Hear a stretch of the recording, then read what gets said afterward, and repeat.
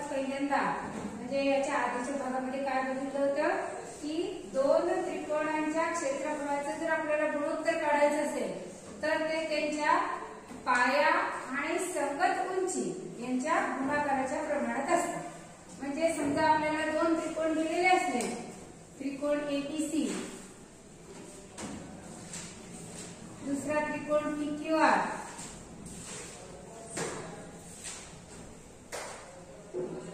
असे दोन त्रिकोण दिलेले असले, या दोन त्रिकोणांच्या संगत उंची याची एडी आहे, याची पीएस आहे, असं आपण काढलं होतं. तर दोन त्रिकोणांचं क्षेत्रफळाचं जर गुणोत्तर काढायचं असेल आपल्याला, म्हणजे क्षेत्रफळ त्रिकोण एबीसी छेद क्षेत्रफळ त्रिकोण पीक्यूआर असं जर काढायचं असेल तर आपण काय घेत होतो, पाया आणि त्याची संगत उंची यांचा गुणाकार, म्हणजे बीसी गुणिला संगत उंची आहे इथे एडी, पाया घेतला आपण क्यूआर, तर संगत उंची आहे पीएस.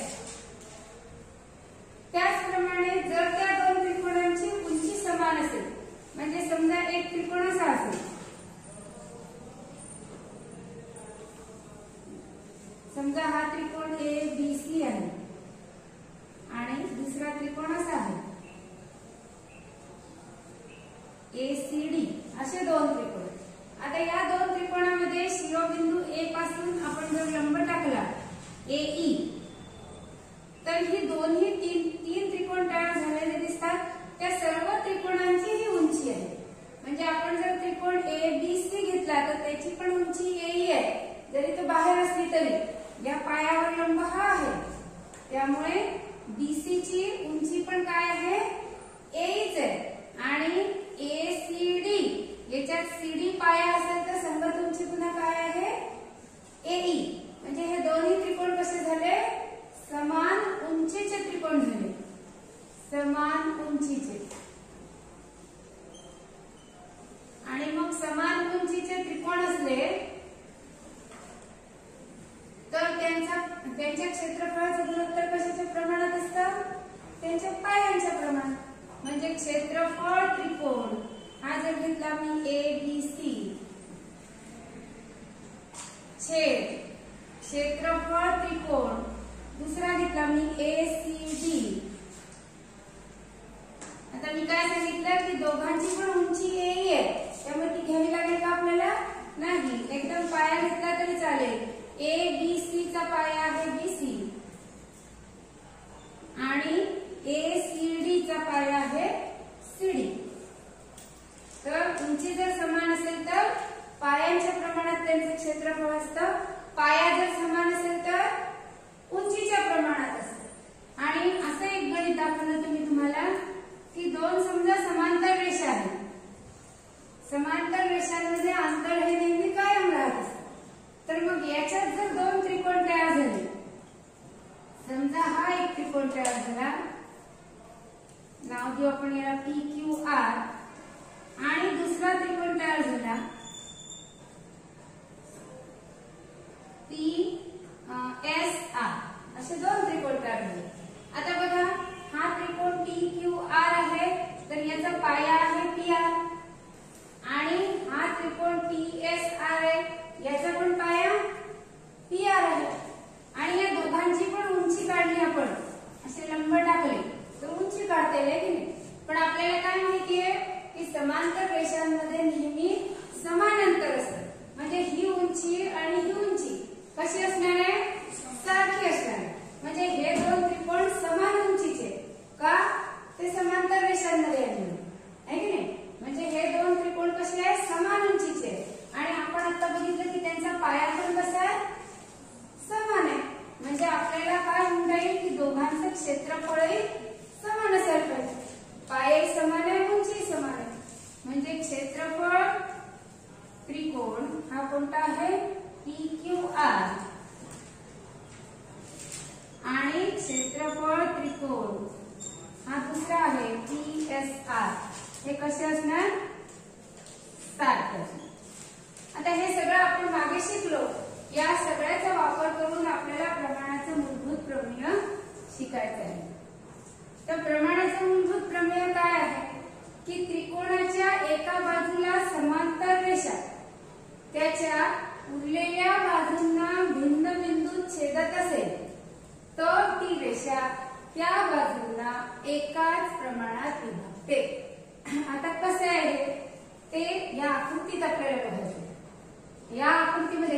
वाक्य दिलेलं आहे याला म्हणतात प्रमेय.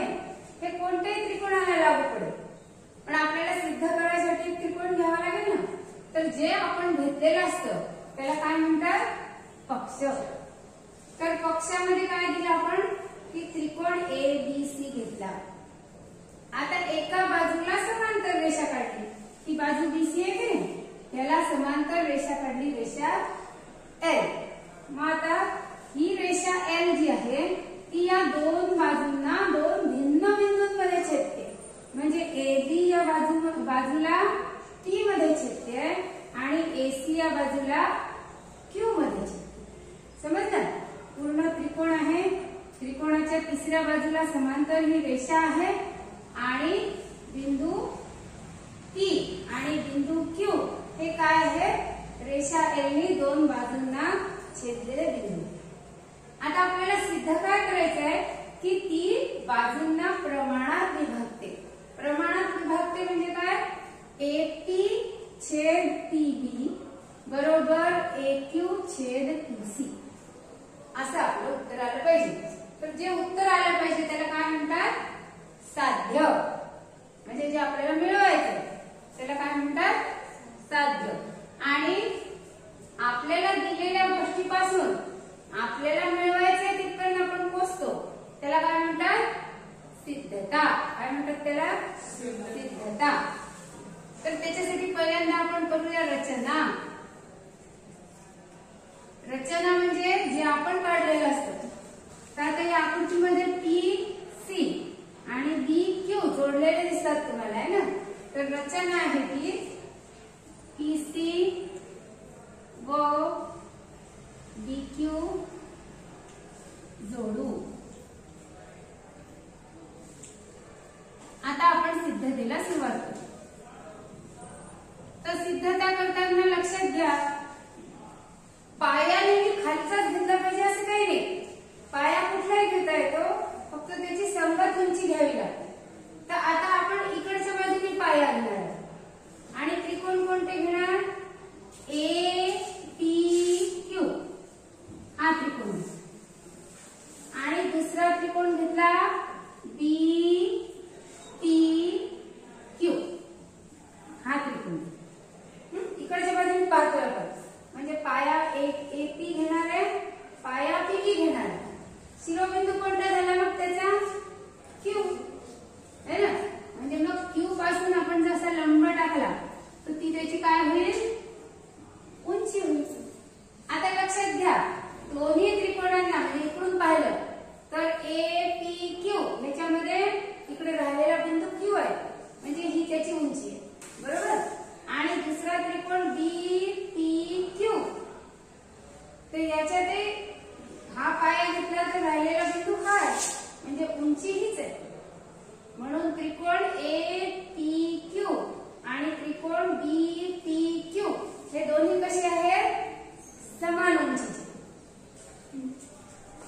त्रिकोण पहिला कोणता घेतला मी, APQ व त्रिकोण दुसरा कोणता घेतला, BPQ.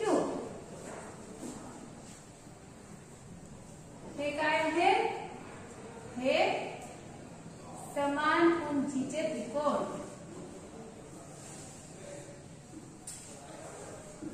मग समान उंचीचे त्रिकोण आहे म्हणजे क्षेत्रफळ कशाच्या प्रमाणात येईल, पायाच्या प्रमाणात येईल. आताच पाहिलं ना आपण. तर मग काय लिहिता येईल आपल्याला, क्षेत्रफळ त्रिकोण APQ छेद क्षेत्रफळ त्रिकोण BPQ. APQ चा पाया काय आहे, AP आणि BPQ चा पाया काय आहे, PB.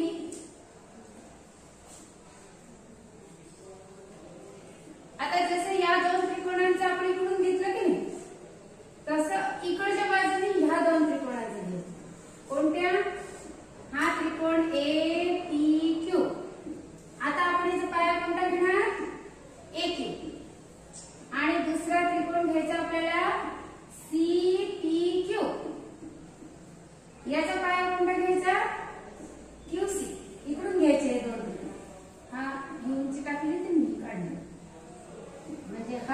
APQ आणि दुसरा हा घ्यायचा CPQ. आता या दोघांनाही हा पाया घेतला तर ती बाहेरचा बिंदू आहे म्हणजे उंची हा असा लंब टाकावा लागेल आणि CPQ याच्यात पण ती बाहेरचा बिंदू आहे म्हणजे पुन्हा उंची हीच घ्यावी लागेल म्हणजे हे पण काय झाले समान उंचीचे त्रिकोण झाले. कोणते कोणते त्रिकोण APQ व दुसरा त्रिकोण कोणता घेतला मी CPQ. हे पण काय झाले हे सुद्धा समान उंचीचे त्रिकोण झाले. मग समान उंचीचे त्रिकोण आहेत म्हणजे पुन्हा त्यांचे क्षेत्रफळ कशाच्या प्रमाणात असतील पायाच्या प्रमाणात असतील म्हणजे क्षेत्रफळ त्रिकोण APQ छेद क्षेत्रफळ त्रिकोण CPQ. APQ चा पाया कोणता आहे आता इकडच्या बाजूने पाहतोय ना आपण म्हणजे पाया कोणता आहे AQ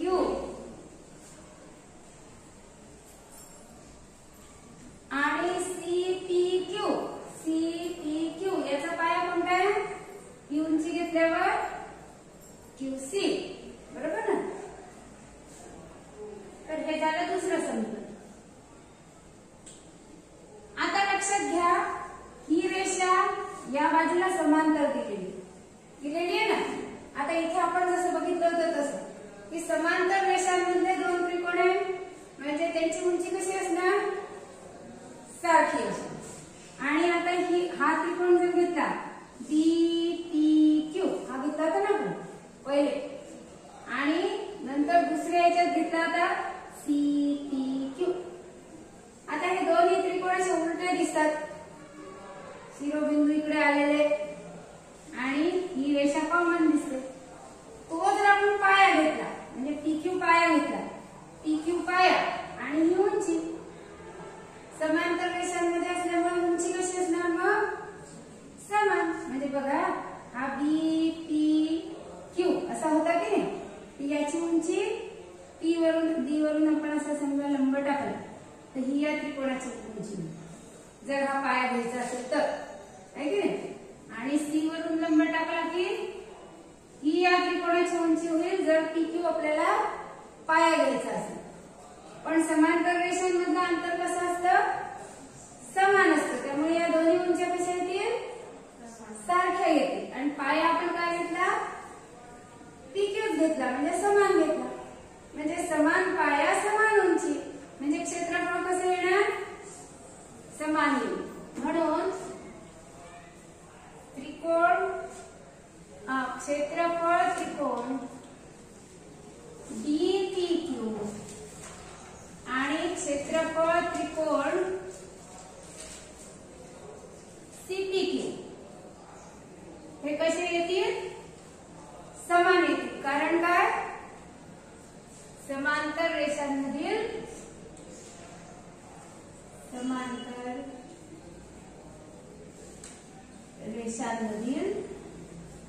त्रिकोण समांतर रेषांमधले त्रिकोण असल्यामुळे ते कसे येणार समान येणार.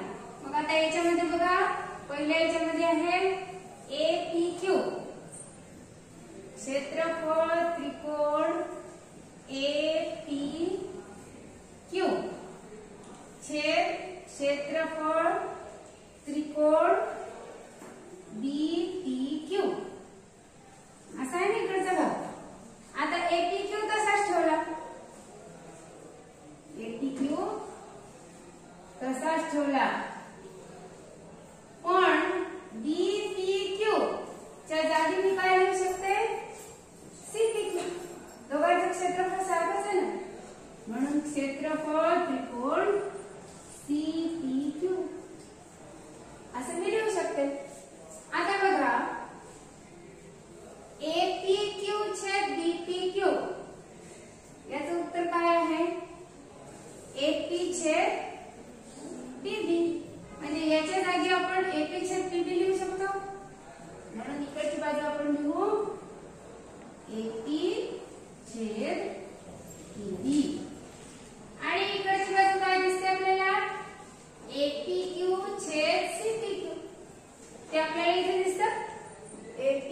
छेद CPQ म्हणजे आपण इकडची बाजू काय लिहू AQ बरोबर QC 1 आणि 2 वरून या दोन बाजू झाल्या की या दोन बाजू समान